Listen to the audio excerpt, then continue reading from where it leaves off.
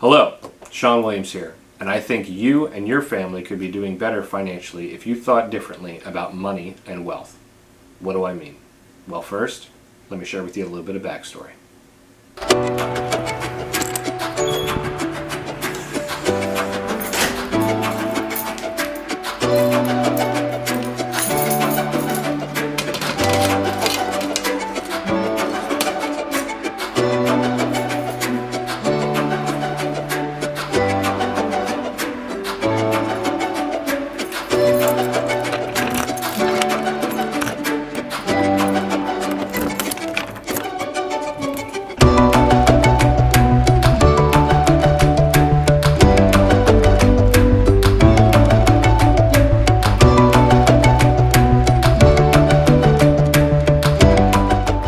My first job in finance was at a bank.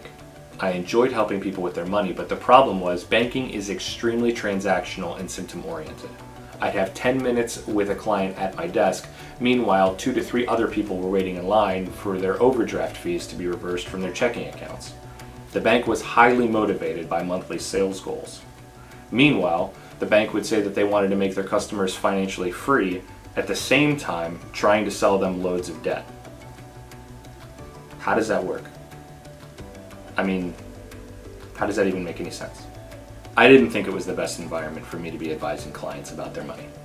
I thought, well, I could become a stockbroker at a wirehouse and work with people strictly with their investments, but I wanted to provide greater value than just the performance of their portfolio.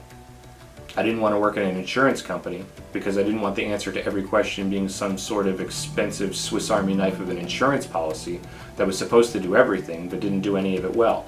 So after working 2 years at the bank, I started working in an investment firm that promised to do more financial planning. Incidentally, what happens to a bank when it's driven by monthly sales goals?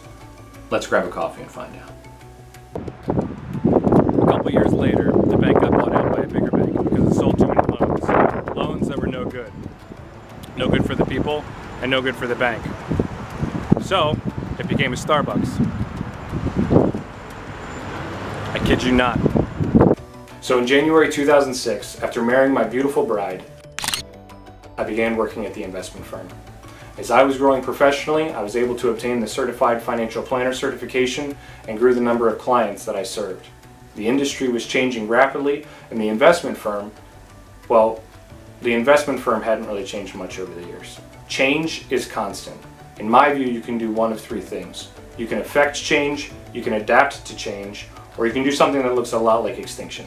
Rather than being able to offer my clients more, I was extremely limited, unnecessary limitations. The investment firm was extremely reluctant to change because they knew it would cost themselves a great deal in short-term profitability, and they were highly motivated by their quarterly earnings calls, rather than thinking long-term and being competitive. Personally, I was looking long-term, and I wanted to be able to offer my clients more choices and greater flexibility. So after 11 years of working at the investment firm, I handed in my resignation and was able to start something new for my clients. It was good timing too. They ended up closing the office a year later. You can either affect change, adapt to it, or do something that looks like, well, sweets available if you want it. The thing of it is, the thing I was looking for is what I believe most families are looking for. Finances can seem complex and time is limited. Even while achieving great success, some may wonder whether they're actually making true progress. They may even work with someone, but feel that the industry is out of step from what they are looking for, and are not receiving the kind of service or expertise that they desire.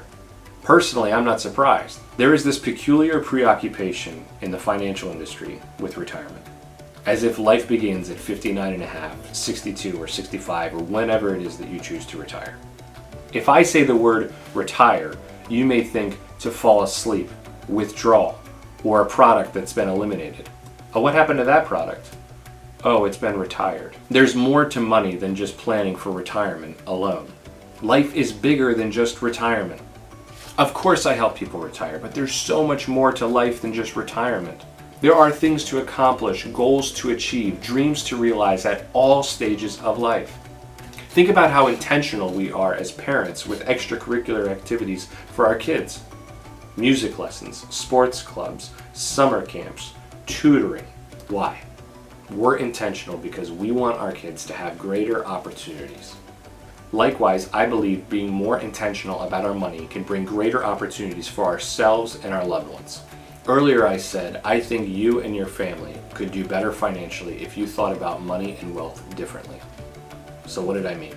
Money is a resource, and how you manage it affects the opportunities that you and your loved ones may have. Often people might make a banking decision here, an investments decision here, an employee benefits decision here. You get the picture. If you're making decisions here, here, here, and here, without any orchestration on how they might work together, you're likely missing out on opportunities. So back in July of 2016, I launched Sojourn Wealth Advisory. That is why Sojourn exists. I created it for families who desire to make the most of their resources for the opportunities ahead. So before I go, here are 3 reasons why I'm doing this video series. First, you.